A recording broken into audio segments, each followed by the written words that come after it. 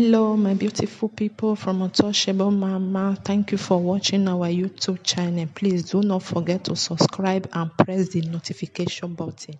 Thank you. One love. Bye bye.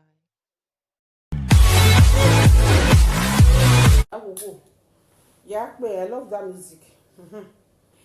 Ikonu wako e priye keke dora egbanuwa. E called me receive no de oge is a gege na wo me. Iya we ije me wala de na wa yu ugbo po wa ya gborun eva yen na iwa so yen na ga vanu. Yen na ga so we live video. Iya we mama now you struggle. Only one stone just kill two people. Now we which stone I control na ma throw a stone ropa. I just talk na the real thing now talk. Where not baga of here. You say the other one is slave. The other one, maybe they can't give you the reason. And the reason now, it was the shot not bring better reason. Now, okay, when I say the reason why it brings say not be better. Yeah, when near the Zion here. One beg we no ya go ahead. We no ya. I mean, no even think go that side self. Me ma beg we no ya go ahead. We no tama o ma gbabu. You know when you know do gele de gbe here. Me you go te igino. They don't beg no boy. Ah, my man, they feel sick. You know when you was here, you are married a butter. If the history needs any do a tiny, we not do real Latin. You see, you know when you was enough by I only who are name. You know who are and they all be who are there. Who bought panny me was fin, you know what you born. Bo. The big and a wa ballia. You know, was here. You know, you got so. Ye me lita o e dede o no wa ye dede so no hia ke dede bari ya no wa so ye dede gbu ahu agun no ja nyu he ja jo to keka o ga ho ge e be ga la tin abo te ga o gi ami passport gba oni gi wa e fo no na nyu he jo to oni na vava ne o mo la tin abo. Oh, you have an only audio paper or me only maybe I may walk in a gbena igwe madam. A madam gig a big gone in have it duff you have a baby ya mock away. On that you second or Ekia na where you body. Yalilo here, yan jacoya nyari futo. Oh, in a zega de kiage. Oh, no, women, I be careful. Near what here the second time of where that come direct no man. O maka position e se e priye ga iwa position e na onye na iwa ga ebe una iwa waka kuru kere mami iwa na no eni u pa wa no kyoko iwa ku e yo to be no ori efire okay barbecue udu ara go ri na udu agi gbo na so it go be. You understand? Priye iwa wa so iwa wa vu Iwa with anything at all. Iwa. Ema ho wa be no we ho wa. I know they wayward as you dey wayward.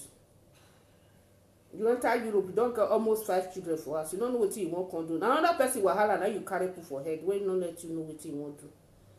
Paper, you don't know how you want to find paper. Go to open your smelly focus for grant say make it come they do that one come they deceive you. He will give you paper. My papa get passport. You not even get sense. Make you no say you not get sense. The papa passport now won't be paper when you won't get. Or you not even think say the house when you for come out how your children be. Make you know the way you take one. Make their life better. You can't the fuck they go. Then you can't sit down because I say, Ashagwo. That's why do Ashagwo know himself. You train the children better pass you. You want to born 8 children. 8 children, 3 father. You born from one old man for Okada. You leave that one with the children for there.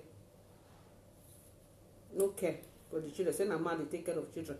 If na man they take care, na only man they take care of children. Na only man they take care of children.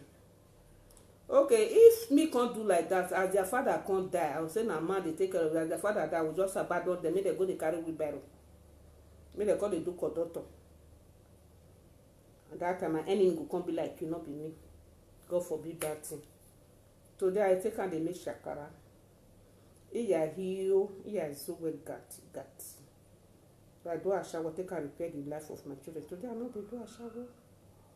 I know they carry myself up. Say me I call they do yaga. I know they do. There is nothing I not fit do because of my children. Me I take rescue them from the poverty. I took all of them. See the picture when I show one time. That was 2009. During the time when they bombed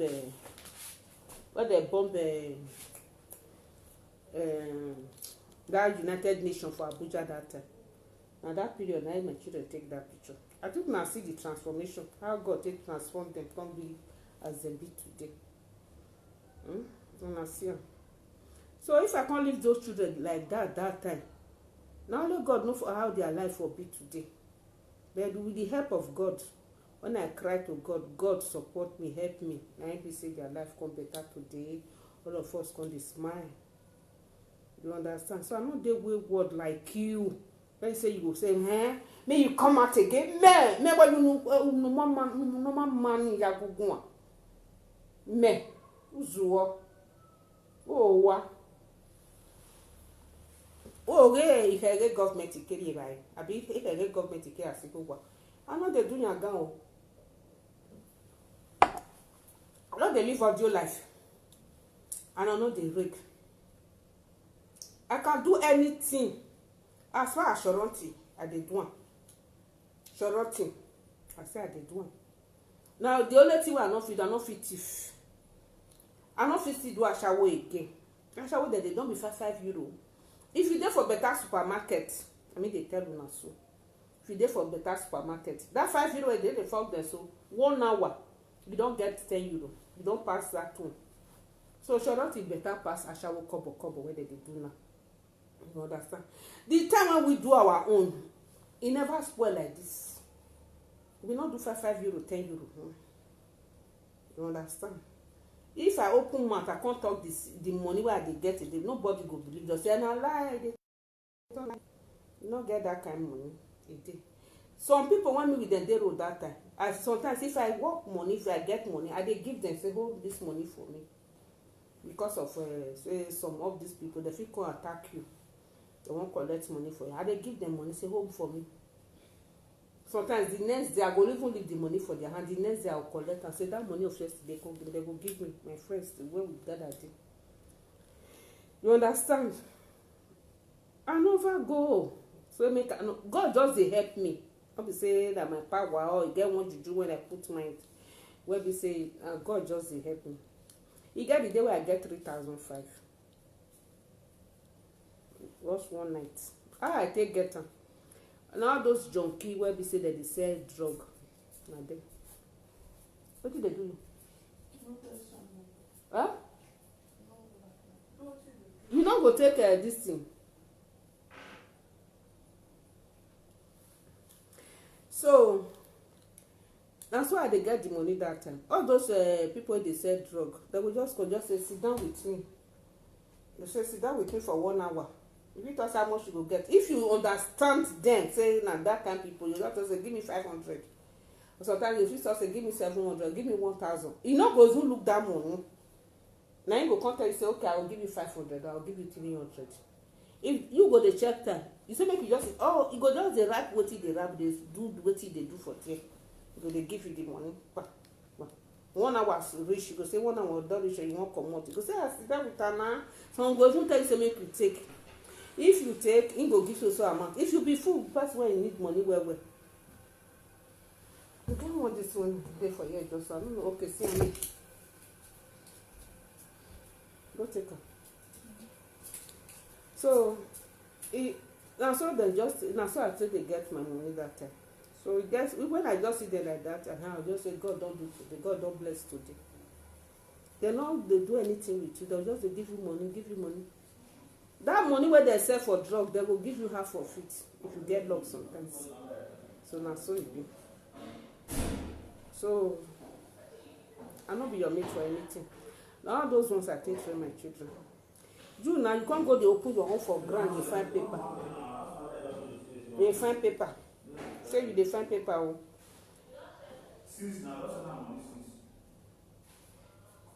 Say you dey find document. They later na audio document now you call bomb put document in now you not get.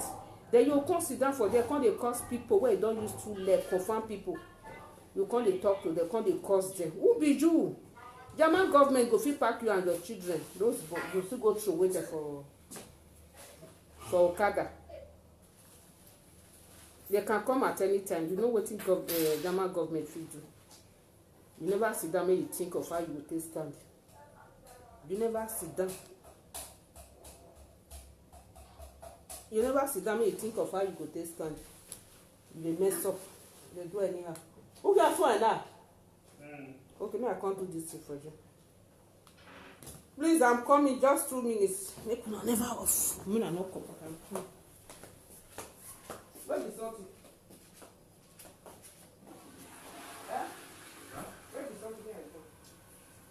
What's on, son? Not the main one.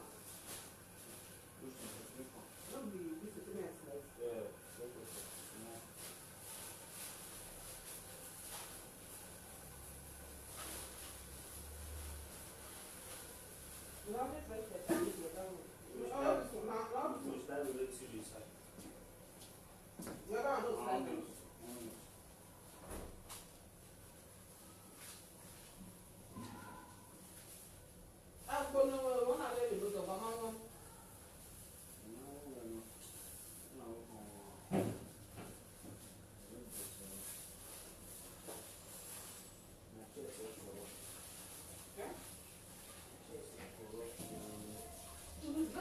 I just forget this now because on our night I think close that. I make you no bring up. It's almost like bring up. That's true. Oh, you don't leave now. No good.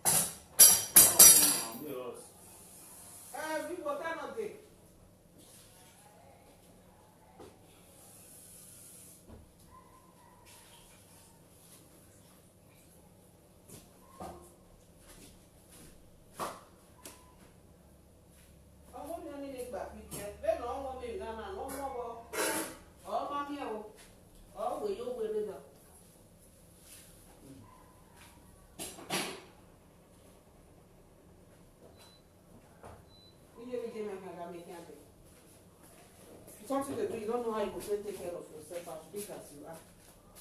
No. Oh, well, in my dad, huh? Well. Hey, my people. Well, I go answer my oga. So, now my children, I be my oga. I need to answer them first, so they are number 1. People are not first. Hey, I'm my baron. How are you? How you doing? Well done.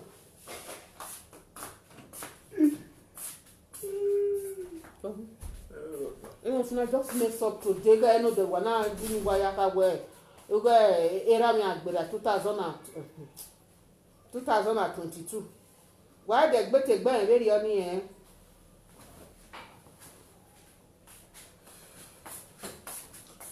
Now talk again. I want to wait so today. No. I'll put my off for this one. This one is share it. I was burying you. You know, even buy red day before this is yesterday. You can buy for me now. Yeah, share you. Oh, my people. I'm not vegetable. Hey. Raphael Best, Kojo, Abukia, Rosemary, Olaye, Wakojo, Wabukia, Wabeba.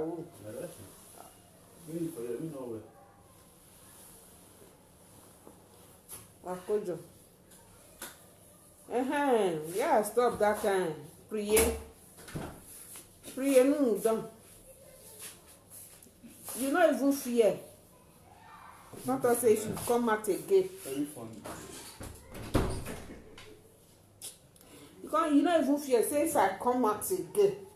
Be like say na you authority give it to Obiagwe. Authority give it to Ovien.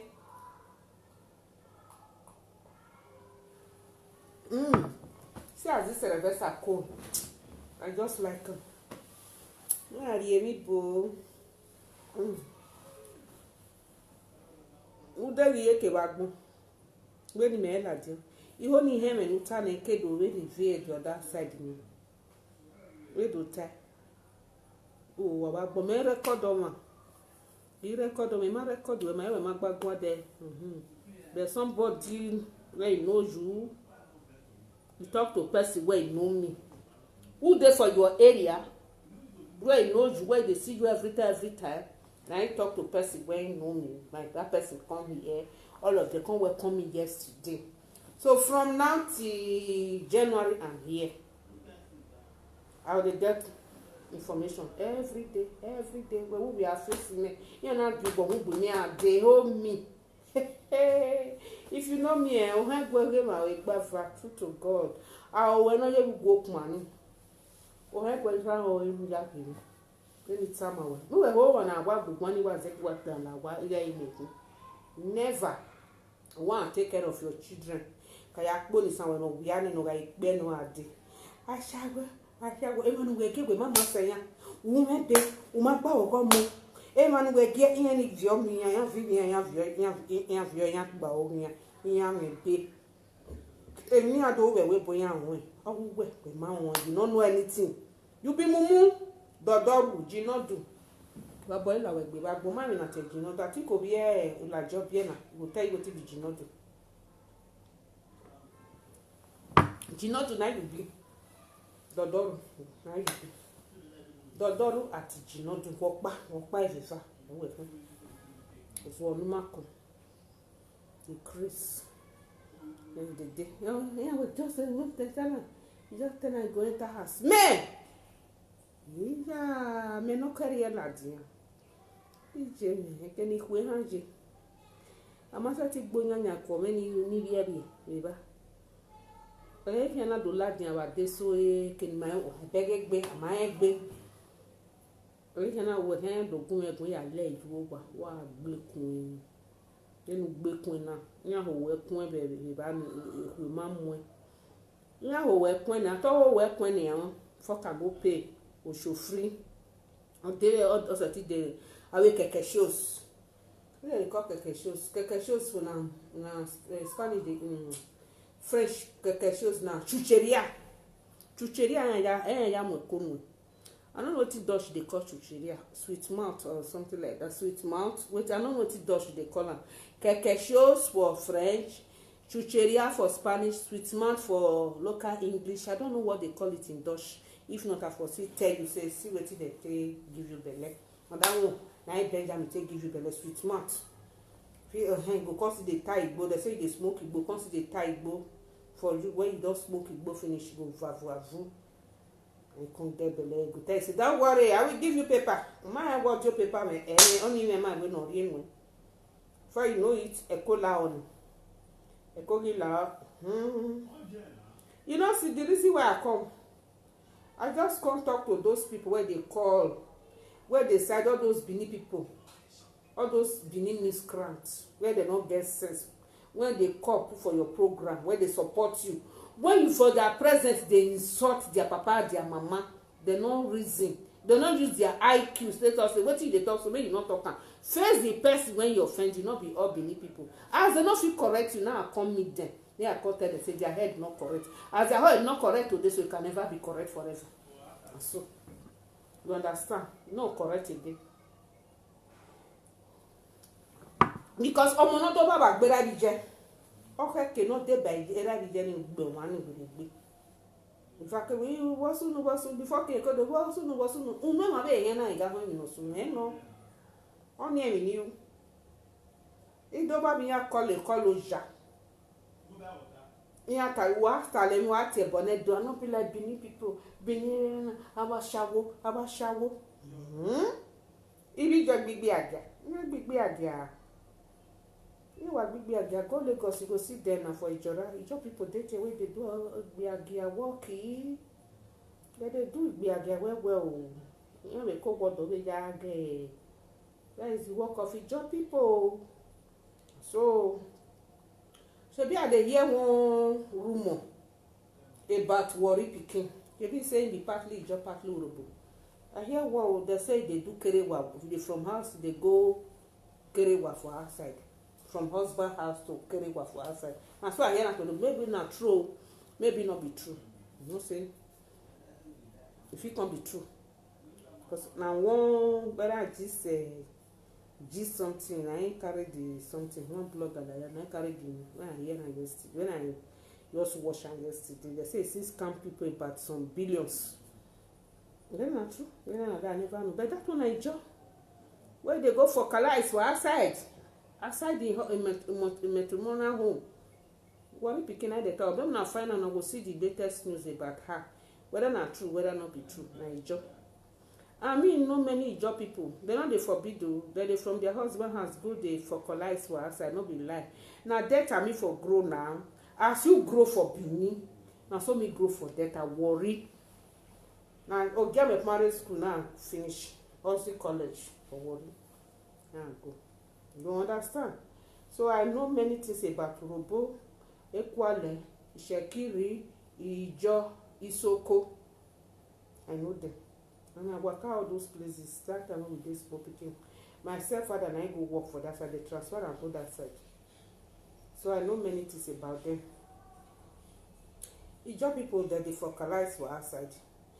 The job man wey dey for our house that time, e get because Ijo people, if their papa die, they marry up to 14 wives, 27.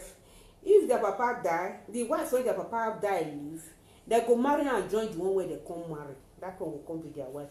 That time the house when we dey, that papa Pibra, they call him one of the pikin Pibra, they call one Boma. The man just the one they go, you know get luck for children. Now the two out of the women where get almost 8 that time join the one when your papa die leave for her. All of them are 8. Now the 2, one born Mama Pibra born one. That one I married that one direct. Mama Boma, that one say if the friend and I get belle, he can't live there. I born that Boma. So now so. The remaining one, they're not born. One say na small pikin they married the papa. Na small pikin they way married the father. When the father died, na papa Pibra come marry am. So if they when they die, they now say as they share property, and so they share their wives. So their wives can go outside, go for collides, no problem. So all those the mama Pibra that time, they see they talk and say they get boyfriend for outside. That's why I say this one is their husband, main husband. Just as some Yoruba they do where they go for class or outside. And so you play. You understand? So I know them well, not be lie. If na lie, me you come and come say na lie, me and you go swear put. If I come out here, come sit down, call the talk like I go swear. Now what happen? I grow in their midst. So we Benin, we not they go like that. Any Benin where they from husband house, they go there for class, and this Europe now call the CMO. Where they go leave their husband for house, they go hustle, come they give them. It's a forbidden thing for our place. Now these people come they disgrace themselves for Benin, for Europe here, come they go they do all those rubbish things. But for we Benin, they forbid. Somebody like when you in your one now, I mean I are a very where you mean. A boba, a me now, modo. Go mono for making any one way. Without nothing. Eto weni obi omo we yan hands on we do marry in ile Ijo every year they go sash yen ha obi po neti ebe no ma say 2 years na yen one way yen ye giba e u kan ya huge ja me we rebe ba we yimi then yen do pa be ukure ni yen pe yen ji kan ya pe u kan ya abebe ni ro igba bo emi ni wa ke ma wa kan so do ero aya gigu e ya ro ero ni fune wa we ní ajá wẹ̀ fi hẹ́n wá fún kí wá yóò lámì kí and last yẹn do pa bi hu re ni o hura be ni ka o yẹn do pe ya fe yẹn do pe je kan ya pe o kan ya won up to today ma se rin yẹn ko ma pa maybe odo se rin yẹn ma se rin yẹn because ma fi don up to tomorrow ebe na be ha ahwe yẹn na gba je le ti me ate o nu le de gbe do ven iwe wa be jo wa ya because my conscience is clear iya be gbe ni be ven we ni ja pa kedo ri adiga eri ni obi omo mo pa jo go bo o as any place we na eti e boni ya ke ye bi ye ke because e ni ven ni obi omo mega o memi yime right ni ha ya ye ke ni ja mo bo gbe yime right yi set we ona wo memi no da me iya ita lela de ita mo ma no be sike ma no set we mata ni a ga set we ani mana ku ejo na ya ati e bo bi ye ke o hia me bi e bo ni iya we ni me ye we be ya pa me ga e ti e bo ni bi omo me bi ye ke iwa ye be ven up to now iga ye ni anyone do obo o aze any place when you see ya ye ke ni ya gbin ya ni asi do bo anything iwa ye ven my conscience is clear e ke ni me na leru ni bi me e ba ni me na ibi o mi me o yan we tebo ma o bana o bo na wa ha e ba ni ma e me na bi yo so I ma re do ri e mo ni do baba ni ama e no do ba go me o ni me re do ba ni agbo go me ma do gbo go ma e go ma do gbo go me I ma ri ago ma ri ago me no bu yen kan ri ago me o ma ni igbedi na yin ni you understand so e bo ni we ti e ni mo nu we dari go be jemi ba no kan ya mo e bo ni we mo nu we dari go be ba o kan ya mo e bo ni ya ni be Nigeria ya mo ga bo because I ma ka ti enu you don't have value of children or say una ate bo no more if supposing you have value we get take gbe bo be o since we ma value you we me value ogo me but all when no do when we yari go we ba ni German government ya sarge ni o kan do mu emo bo ni ku we ke mo no kan do mu emo bo ni on dey mi to ta ma wo PREYE ku le no mama e go na we mi gan ma ka wo bi do this useless woman where in name be na in name na PREYE mama AYO where be Vera TV na job woman o all the nonsense wey you don do for here not talk say e no be bini o and wey you don do all the nonsense finish na you don take am get money pack money no ga gbe na you come talk say e no be bini o e no be like Benin people me no know wetin job people take better pass Benin o Benin people dey no dey live for nonsense house or useless house job people you no know na this thing na kpako house plank house na dey build on top of canoe they go dey on top of river so all those kind house tash house make na tash house na dey live we Benin say like us we no dey live for all those kind of useless house my be egbo wa very only so if na that one I dey pain you I will continue to dey talk am so that as I know wetin dey burn you for heart na wetin I will dey talk because you are a slave to Benin you be slave I will continue to say it do wa wo ari koro fine so you know what do when me aka me ma go no baluwe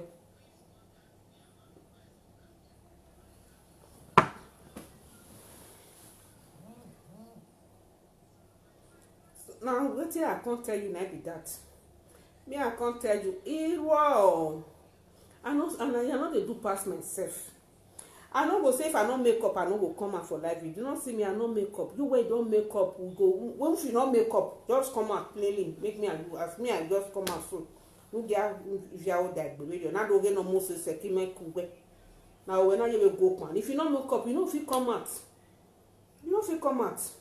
e make up ya ri gan be ki run du wa mo kufi different one oh we I don't want to wa we na I don't even masquerade we too much say wa zaga aju mo ekin wa gbon o kan ya kian ame onisun wa ko vele ko ale na me de ba won wo ko cause me set wo gbo ko be ri oni eketi we no jo no re o kian we o ka kian no doju no eteke no obi ye o die monica no a message no e no tag mo ni kan na we lolo gin we ni lolo ya ge no read wo ita no do iran so ga gele lolo we gele gie ara we to to ibo se we kwa ga gbegbo na wa time for because we tell so they were telling them we time so then we finish o ma no ge egbu we dio no o ma ro ko ma ge o e ko boy be no o be la dia no we do time dio no problem we are e o gi ma ya se wa roto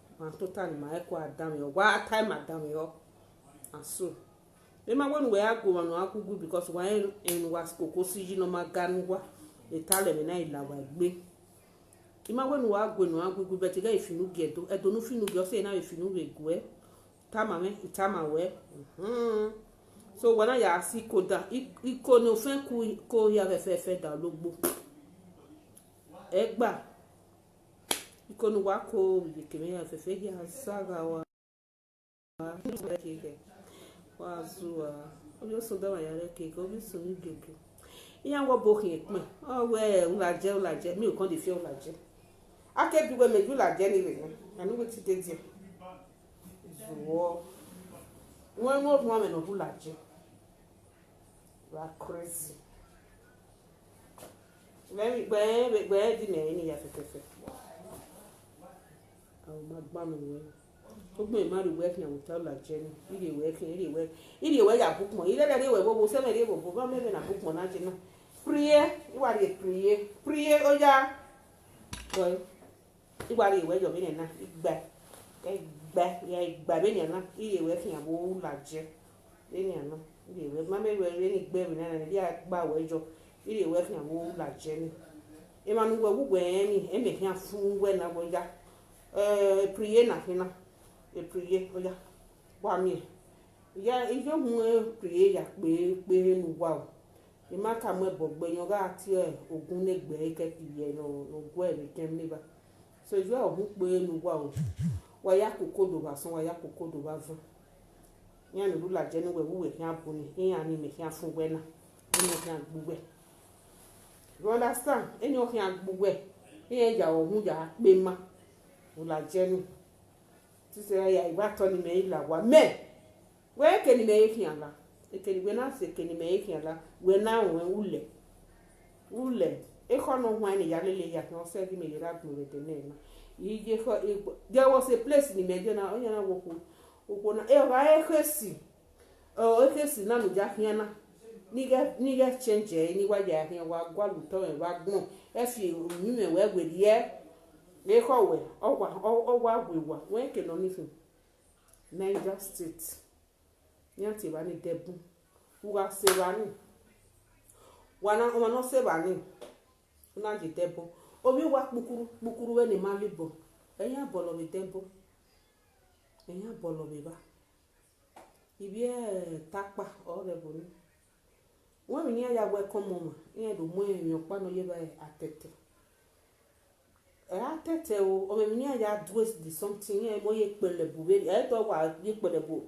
that's all want to be na atete yen ri azelele ni we ni before me ke are wa no mani tama me ne gbe emi ebu yen na emi ya we kon mo ma bo azen we na gbe mata o wa azen ya ri ebe no ma en ya we kon mo en ya to yen ri elele o we in case dinner se ba ni o nu ka wu we ri e iya ri ejo iya be no we de nu gwa lobo owe most of them iya bu iya zausa iya ze takpa language that is nupe iya mboze iya zebo so di mana se bani boni ni iya ze wiya iya interpret me so ye hia gwa yo mo emi ni no ro me ho ita ina we no jima ina we me hia tania o wetin egbe ni eta mama so that ni ya no e ka we gbe ri ni na ma ta mama no problem e mana go dey say dobon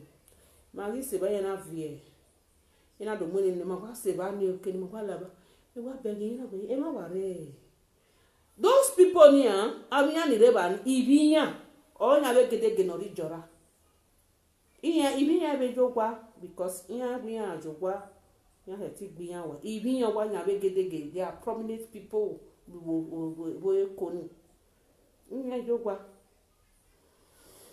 So mana do se bani mana do la ogbo po ya ba tu digwe pegbe ni ma he me ni ata so bani ma la ba me gi ya mo ire pole kure ya we ya bi we ya do ri e yo ni ya mu ne o ma ma bo egba afian o ni na yo bo kan na we e o ni ma ni de ina we mu da me me wa we go ni we ina we e o na we ma wa bi ba bu de ba ma wa wan yo ba na we am okay o na me interpret my video ni we get me tell na go okay ina me go ina me force we betu na ni de we ka wo e fian ye we no mu de ye do ta ma we ono na zenofo ono na oyo ge niku ono na zenoba and their fortunes in time will before ke do to go choose they don't do it yen force you yen na do mo yen na de gbe reje yen na de gbe mo gbe so yen gi mo gbe ne yen na go we dem no jimare na me na come the person ma we gba so yen na do ta we dem no jimare so yen na do ta ma me gbe okuna will not fian totaji again me magi think me magi me ma every romo we make here travel because it take am gbe we are traveling na movement for the Sudan from Cameroon to Sudan the person na go pa so me na igba hegbere now let me just remain ni hard working just when me here aya ma me oji me se ba ni na go will na here stage ya je will ni mo egbe we can ri that se ba I was not having hope we me had a travel. And now I beg no jamere and away. Honu mena nigga fear with ye ya only sausage with that moment. That is the reason why I still remain doing good for people. You know when you see no if not I'm anime when you see na me I we me ya say book me and my work baro me ya women am me. Me na we me o mo say what to we what say avie what say le gbe na sunu dan no just because of him not soon down not time but sometimes osalobo wa be with your boy they receive the reward osalobo wa be ja happy me emi an wa be gbegbe me osalobo wa be ja with your boy me iwe your boy wa be from nowhere ni matter that we expect so no I mean your plan is setting ya mi go ni aya gba o gbe me ke komo but the setting ra igbe ade setting gbe you understand so if you take gbe memu I can do shoroti strategic supermarket ya ona wa ni na wa close no work nothing I go to supermarket ya we total ya we shoroti ni go ni aya agbegbe ade ni aya ra die imi jobo ijobo ni ma mi ebo me na total supermarket to salo pari ijobo ni ori ekime imi ona we oko na yo very sorry na jebe ya na ijobo ri me o ijobo we me mi eso wari no bi ya me ya ti me bi ni na ya ri me o me so no ri go me every month sometimes every week o me mi so gigo ya ri me you understand. There was one time you know what they for me. It was in December that year. I'm a volunteer. Well, no problem. It's going to pay me for 3 months. Oh, what volunteer?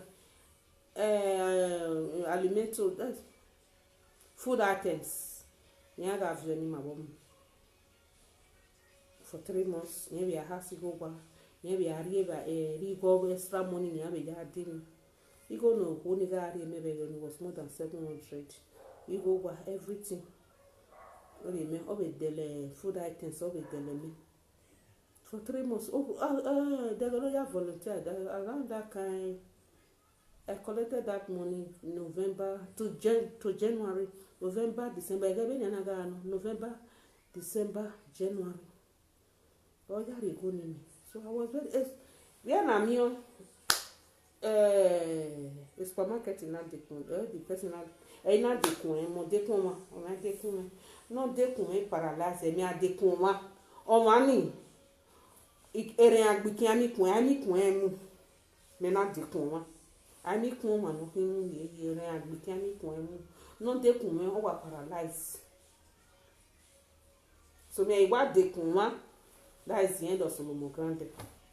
So they had the confono when you have taken over when before you came with you go me beer, didn't even need a passport to need over the Red Cross on a bouquet. In a home, the Red Cross no not taking up him, mamma. When you give a bemeati, and when Bena will just see me, the time when you jam with them, Moka say back or because I'm not by 10 o'clock in the night 30 minutes. Now mujako me go wara you so person maybe supermarket now yes okay manala office and do time me am where cross wa be ni ga me he I think in area man do volunteer we here help a 1,000 person with this from November to January you know we just also this is one of the person me wa ho na we ni na we be mama be ni ga ma be ro ko ni ri o ma be here o mani o gare when you imagine yama no all those things so do mani mi na do kami go so things I be like cross of go afie ni ladin o mi ni aki ni to no mani ya if you're na okay you mani ari but o mani dia se ba ni o mami those things if you're o mani o manoga anwi na no but mi no ga anwi no ma o mi na igo ni ma polo but already atai ne wo na here so ma set is akai bi so imasati area ni wa ripo ni ja make announcement ti am we so the only person no hand tell it to me we are not we are we go to apa we are here only man win now o me wa gena go let me take this woman to that place only man win now but that for win now because no that for na win na ni na we we go born in but all me I was just very free o no to go me a proof rock we just tigele suffer here I need help all those things so you not collecting help in that time from that woman, single person. And 1,000 person because they didn't volunteer. When in December, there are people no what we are here characters here volunteer. We are only help also person for this Christmas time. You only help also amount of people. Then they will photocopy their documents here if you are able and alimento here if you near. That is full stop. Here if you near your video bonia. Anyhow, we be. Oh, tell me, maybe you are call. Ogo here so eriya we be mama so riya ya we me begeni we mu me because ima yara I can go to supermarket and beg the ring na what that babuku ida we ni aya ara ni aya you we me aya we audio here agbalo audio paper itobo me gwale ebe owo bo me o salobo na ya wo ni ebele li me la we bu me de so you know salobo na ya wo ni we no ya wo me na be gi mere ina be ya gi mere because I want them to enjoy with me be ni ma salobo ya wo na ma bi ba be mo o igba koko iri o seni no salobo ya wo seni you understand vera we no be a kwa be we wo koko so you can never compare yourself to me ekeni me na gun seti gun aba ni babo lawe gbe ba gun o lawe gbe ya gbin ni ra bi ju e fi an wo wari na ri abe obe do be gbe fi an wo ege iwe no makoko we seni o kin fi an wo kin e bonu tie no gi bi me o we no wa bo egbare jem ni ba ni o kin aju mu eja mo gbadun ni wa bo bo kan aju mu eja mo because na ka te bo no we because we me value ogomo or say na ati egbe bo mi one dey gbe ladin who dey gbe ladin ke do we the second version after the second the third version abe me ni hon be we ko do we wa dey gbe ladin and na open up again you understand who wo pa secret man do after I'm not Monica, I'm not Mama Boy. You understand? Yeah, Monica, you get boy. Either doy Wabian Kagbale will it tune. I'm not like that. So we are going to bog a woman good one. Men no we also de obio soon you. Yeah, what booking me, not hear me that no for a book. Rame, also obo no bola no kwato. We are going there do la je so we ma do la je ni se me mo kian ma we if you want me to name typical place with la journey ina when you name enu egbe wo we I have walked beyond Edo on those Yoruba to the northern part of Nigeria, even beyond Nigeria, ya teskini me efi amele egbe gwogwe bo mo be nuwe je priye be nuwe wa gbe wa ginwe himudia ilowe ga ilowe ya boni ya re kata ma ya wera na te obogun wayara bogun wayara we be nuwe je ni ju ya tukun yara mahu ya wera lo be la je wa itoni ya lawa abe no pa no wi obi san ga ka we dora ido ya tu lo mu la wa obi san wa gbe kwa no know anything, so now so it just be. Vera, take your time, don't try me. If you try me, ijo muwe iya kini san go igbe we pere be yana.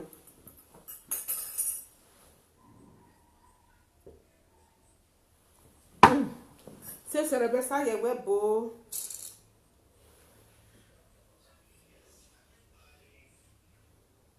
I'm waiting for your reply. Ku work awe gullible followers we ni aro bi ni abi jiyan yan de gbe call ijo mu da ewo mo no ga mu yan we mo ni ka be owe ketin we ga aro bi e owe enoge wo kan o hin adu akoli do aye program we ni yan na mi agbetu we ro bi ni yan ro bi jiyan abi o fiere o ma ro bi jugwa wa we nu do owo pa mu wa ma bi jere ni wa ya ka ma egbe mi nu na ga mma iye mi dan wa na be ya akoli jo ebo no tie ni da do ge nu wa yan bo ni wa gwe ga bo ebo no tie nu hin o hin am o hin ni wa igwe ga iku we ko omo no bi e je mi ni wa yan ga ebo ni ogun ogbe wa yan bo ni mi lori di tamu wa because wa ni ebe o ma ro bi wa ro bi jugwa ba ma se ti tamu ma ni do no ka na wa bi jugwa o bi do no my tita my ever never oje wa bi jugwa ba na we. Okay, that is the end of Solomon Grounded today. I'm waiting for part 2. I want to hear from you. When I hear from you, then I'll now open volume 2 on your head. You are very stupid. Oh, well, go. Let make up Ladian. When you me Ladian, Ladian. ¿Qué pasa?